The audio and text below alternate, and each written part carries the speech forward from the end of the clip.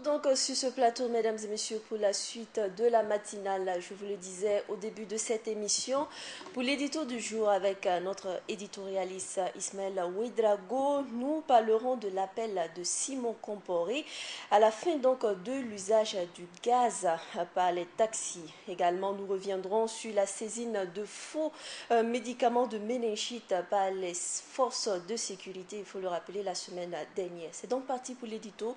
Nous disons donc bonjour à M. Ouedraogo qui est installé. Bonjour Khalida, bonjour à tous. Comment vous allez? Je vais très bien, c'est le début de semaine, week-end un peu chargé, mais toujours est-il que tout va pour le mieux. Quand on a la santé, on se dit, ça va.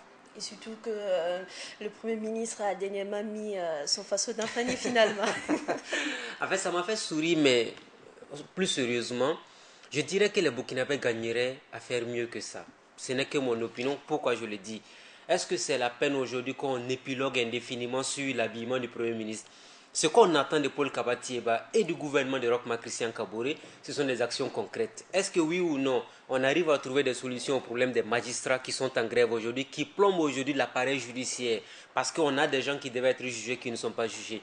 Est-ce que oui ou non, par rapport aux 60 ou 90 premiers jours à la tête du gouvernement burkinabé, Paul Kabatieba a fait des actions concrètes? Est-ce que oui ou non, on arrive à trouver des voies et moyens sur les crimes économiques et les crimes de sang qui ont été légués au nouveau gouvernement par le gouvernement de la transition? Voici entre autres les points essentiels. Mais quand on voit que les gens passent tout le temps à épiloguer sur les habillements, mais à la limite, si vous voulez avoir un styliste à la tête du gouvernement, on pourrait vous en donner. Il faudra donc aller au-delà des apparences. Il faut aller au-delà des apparences parce qu'on a besoin d'un gouvernement qui travaille. C'est vrai que le président du Faso, Roch Marc Christian Kaboré, exceptionnellement s'habille régulièrement en Faso d'Anfani, c'est tant mieux. On peut encourager la production locale à travers cet habillement. Mais pour moi, l'élément le plus déterminant, à mon humble avis, c'est de voir comment est-ce que ce gouvernement travaille pour le développement du pays. Parce que même si le Premier ministre portait uniquement des chemises simples, s'il arrive à poser des actions concrètes qui puissent impulser le développement du pays, ce serait important parce que c'est vrai que les réseaux sociaux font changer les choses. La dernière fois, c'était à Cracktou, quand l'ambassadeur de France au Burkina Faso avait porté ce faso d'Anfani, les gens avaient trouvé que ce n'était pas acceptable que le chef du gouvernement burkinabé, lui, il porte son costume cravate. Ça avait créé une véritable polémique, à mon humble avis, qui n'avait pas forcément de sens. On a besoin d'un premier ministre qui travaille, on a besoin d'un président qui travaille. Mais l'habillement, c'est un élément secondaire, même si on est tous d'accord qu'il faut valoriser ce que nous produisons, notamment le faso d'Anfani. Merci, M. Ouedraogo. Alors, nous allons passer à présent à la thématique qui nous concerne donc ce matin. Nous allons revenir sur l'appel de Simon Comporé pour l'arrêt de l'utilisation du gaz par les taximens. Qu'est-ce qu'on peut retenir concrètement de cette rencontre? Alors, de cette rencontre avec Simon Comporé, il faut dire tout simplement que c'est un message fort qui a été lancé, un ultimatum de 30 jours pour mettre fin définitivement au Burkina Faso à l'usage du gaz butane par les conducteurs de taxi. Alors, c'est une pratique qui a été copier-coller au Burkina Faso parce que c'est une pratique qui a vu le jour en Côte d'Ivoire.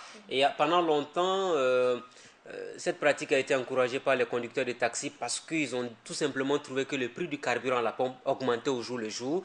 Conséquence, ils n'arrivaient pas à joindre les deux bouts. Le taximan, il vous dit, ma ration quotidienne, il faut que j'aille payer celui qui me loue son taxi pour que je puisse travailler, son véhicule pour que je puisse travailler. Ensuite, il y a le fait que je dois avoir des revenus. Conséquence, quand le prix du carburant à la pompe est cher, quand également le prix de l'essence grimpe au jour le jour, les taxis ont trouvé que c'est la bonne parade parce qu'avec le gaz butane, vous savez que la bouteille de gaz de 12 kg coûte 5 000 francs CFA aujourd'hui. Ils trouvent qu'on fait plus de bénéfices avec ça que d'utiliser par exemple l'essence ou encore le gasoil. Alors c'est un sérieux problème parce que jusqu'à présent, on en parle régulièrement, mais on n'a pas encore enregistré un cas malheureux ou même un cas très dangereux parce que si un taxi utilise le gaz, c'est bien que le gouvernement ait sonné l'alerte dès maintenant parce que nous sommes en train d'entamer le mois de mars, avril. C'est un mois où il fait très chaud. Ce sont des périodes de chaleur, donc ça veut dire que la canicule aidant, quand il y a une fuite de gaz et qu'il y a un incendie, on ne sait pas quelles peuvent être éventuellement les conséquences parce que si cela arrivait, voyez un peu la zone de taxi au niveau du grand marché de Ouagadougou. Voyez un peu le parking où on a les taxis au niveau du grand marché de Ouagadougou. S'il y a éventuellement un incendie aujourd'hui, les conséquences peuvent être incalculables. Quand une bouteille de gaz explose, c'est à la limite si ce n'est pas un attentat qui a été perpétré. Alors, on ne le souhaite pas, M. Ouedraogo, mais pour autant, est-ce que les raisons qu'avancent les taximens, est-ce que c'est suffisant? Parce que la population aussi subit cette hausse, ce prix du carburant de façon quotidienne. Alors, ce qu'on peut vous dire aujourd'hui, c'est que les taxis vont toujours défendre leur chapelle. Le gouvernement va trouver que ce qu'ils sont en train de poser comme acte, ce n'est pas normal. Mais il faut qu'on soit réaliste tout de même dans ce contexte actuel. C'est vrai que le prix du carburant à la pompe est assez élevé, mais si le gouvernement consent par exemple à faire des baisses au niveau du prix du carburant, il faut que cette baisse-là se reflète à tous les niveaux. Régulièrement, on a baissé les prix du carburant à la pompe. On trouve que le baril aujourd'hui coûte très moins cher. On en parlait la semaine dernière sur les antennes de Burkina Info. Quand on baisse au fur et à mesure le prix du baril à l'échelle internationale, il faut qu'au plan local aussi, on arrive à baisser le prix pour qu'on soit en harmonie avec ce qui s'est fait au plan international.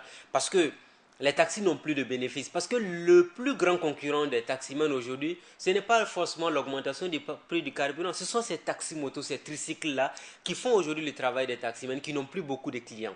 Conséquence, quand vous n'avez pas beaucoup de clients, votre chiffre d'affaires baisse. Quand le chiffre d'affaires baisse, vous n'arrivez pas à faire face à vos dépenses quotidiennes. Vous avez l'obligation de trouver une alternative. Maintenant, l'argument qu'ils avancent ne tient pas la route parce que c'est une question de sécurité publique. Si vous êtes en circulation aujourd'hui, qu'un taxi utilise le gaz butane, même il arrive au feu, supposons qu'il y ait une explosion au feu, avant qu'on arrive à faire toute la lumière, si c'est un taxi qui a explosé, peut-être qu'on va dire systématiquement parce que c'est un taxi qui utilisait le gaz, mais au premier abord, on va dire c'est un attentat. Parce que vous savez, le gaz, c'est un élément très, très, très dangereux. Remarquez-vous dans les domiciles les conséquences qu'on a pu enregistrer quand il y a une bouteille de gaz qui prend feu. Il y a même des dames, quand on dit, hein, on va aller plus loin au-delà même des taxis pour montrer jusqu'à quel point c'est très dangereux.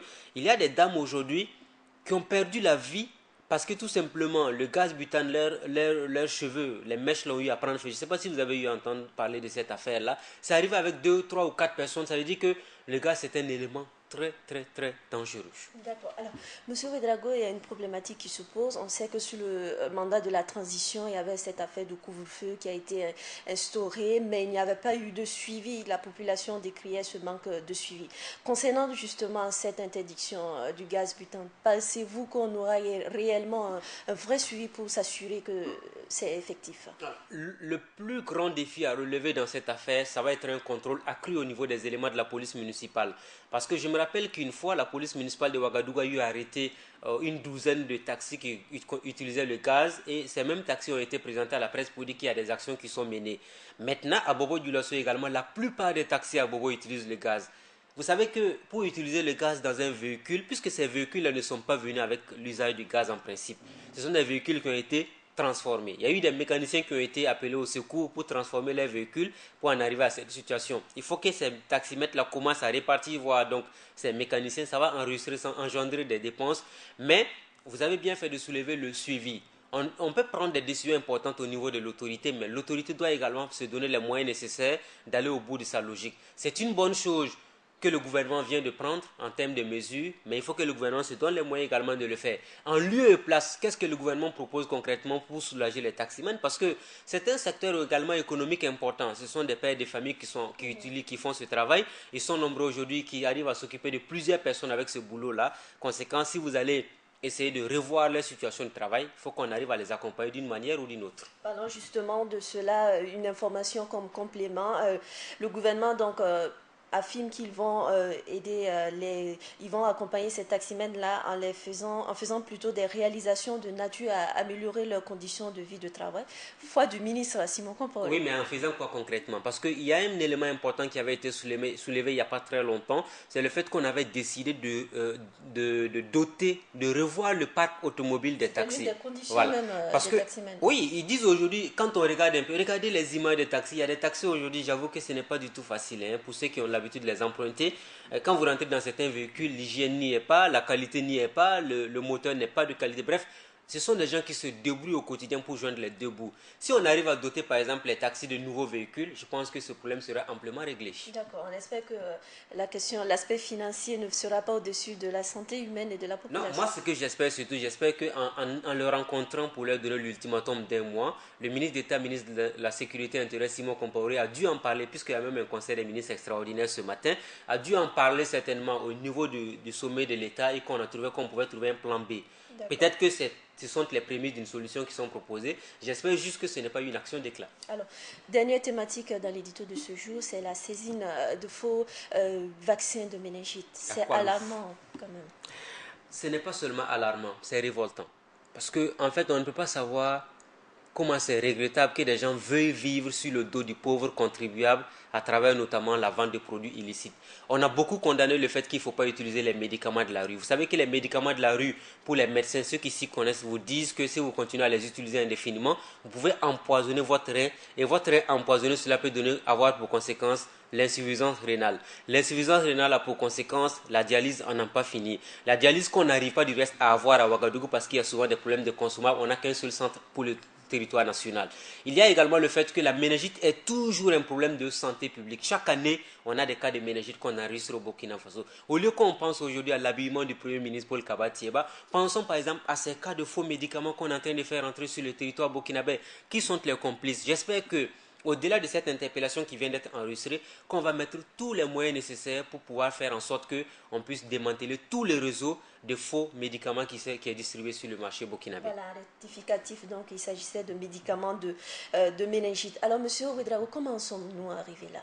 Mais on en est arrivé là parce que certainement il y a des gens qui sont complices d'une telle situation, d'une telle pratique. Il faut qu'on y mette fin. Alors, y mettre fin, cela s'entend être plus rigoureux dans le contrôle de ces véhicules qui traversent nos différentes frontières. Koualou, c'est vers la frontière avec le Bénin, mais quand on fait le contrôle, d'où viennent ces produits-là? On a parlé du Nigeria un peu plus loin. Ça veut dire que c'est un système qui est en marche. Vous allez peut-être arriver dans un centre de santé, vouloir vous faire vacciner contre la méningite parce qu'on s'est dit que c'est un bon produit, alors que vous êtes en train de vous empoisonner le corps tout simplement. Vigilance, vigilance, vigilance. Merci, monsieur Ouedraogo, d'être passé sur ce plateau. C'est fini.